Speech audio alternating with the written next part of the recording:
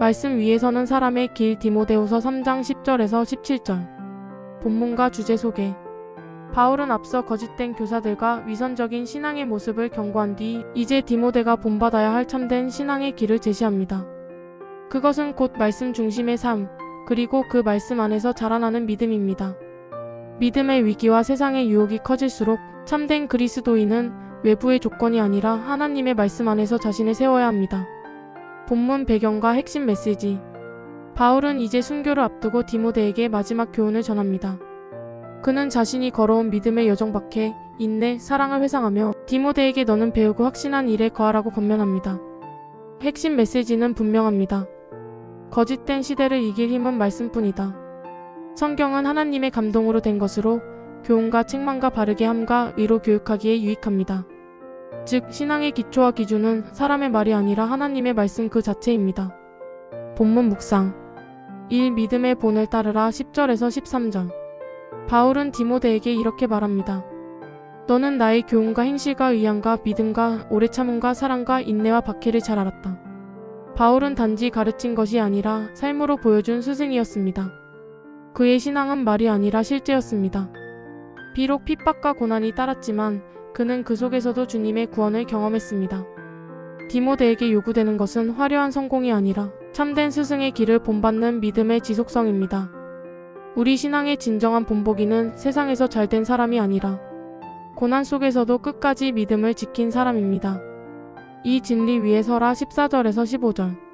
너는 배우고 확신한 일에 거하라. 너는 네가 누구에게서 배운 것을 알며 또 어려서부터 성경을 알았나니. 디모데는 어린 시절부터 외조모 로이스와 어머니 유닉에게서 성경을 배우며 자라난 사람입니다. 디모 1장 5절. 그는 오랜 시간 말씀을 듣고 그 말씀 안에서 믿음의 확신을 쌓은 제자였죠.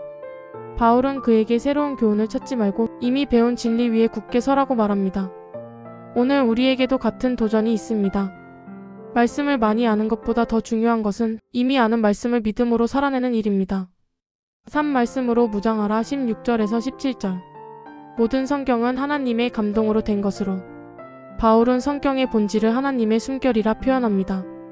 즉 성경은 인간의 기록이 아니라 하나님의 영이 생기를 불어넣은 말씀입니다. 성경은 단순히 도덕이나 지혜의 책이 아니라 사람을 변화시키고 온전케 하는 영적 훈련의 도구입니다.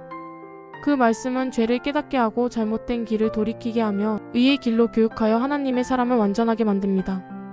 진정한 제자는 말씀을 통해 자라고 말씀으로 세상을 분별하며 말씀으로 자신의 사명을 완수합니다.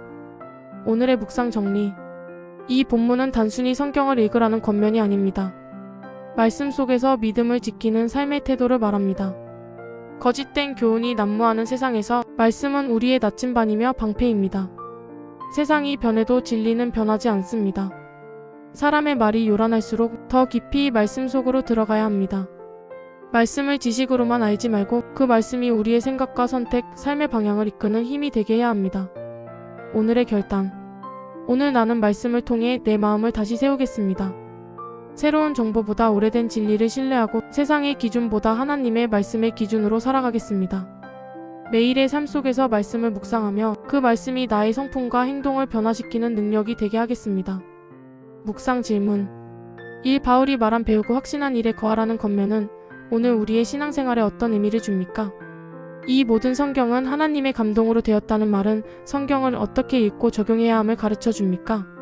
3. 디모데처럼 말씀 안에서 자란 신앙이 세상의 어려움 속에서 어떻게 능력이 될 수 있을까요?